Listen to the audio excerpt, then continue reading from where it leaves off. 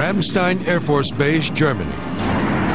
It's one of the most exciting air shows in all of Europe. A squadron of 10 Italian military jets dazzles the crowd of 300,000 people. Preparing for the final routine of the day, the planes break off into two separate formations, with one jet flying solo. The pilots are attempting a maneuver called the piercing heart.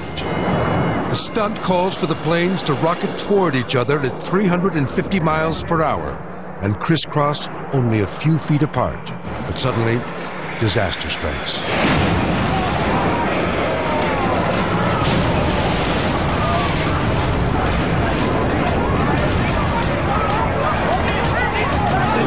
Three of the planes collide in midair.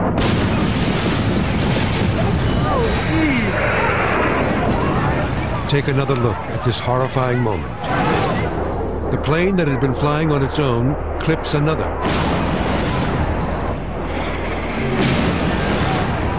And then slams into a third jet. All three aircraft crash into the ground.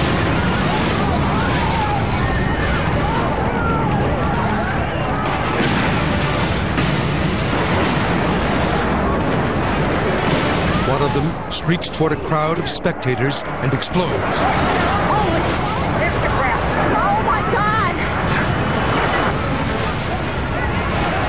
Firefighters race to put out the blaze that is raging on the tarmac. Innocent spectators are trapped in the inferno. Witnesses describe the scene as a war zone. There's a guy running towards us on fire. One guy told him to lay down and start patting out his back, and then he went down, and I grabbed a pair of blue jeans that were just laying on the ground, and I put out the flames in his head. Another spectator, Jeff McCanch, was standing dangerously close to where the plane crashed down. The impact of the planes felt just like a bomb had gone off right next to us and was blowing us backwards. It picked us up and threw us back approximately 30 feet backwards.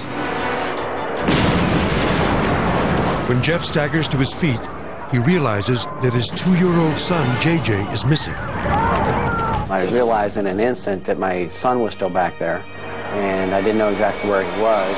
Suddenly, Jeff spots JJ surrounded by a wall of flames and runs into the fire to save him. As I ran in to pick him up, there was flames there, but I couldn't tell you if they were hot or not. All I did is I reached down and grabbed my son, and we beat feet out of there. Thankfully, Jeff manages to pull his son from the inferno. Even now, he is amazed that he was able to find the boy in the midst of the fiery chaos. To this day, I still have no idea how I located my son. It was like somebody upstairs was telling me exactly where he was and guided me straight to him. Jeff says that he and JJ seldom talk about the disaster. In spite of the tragic loss of life on this day, one father managed to save his son.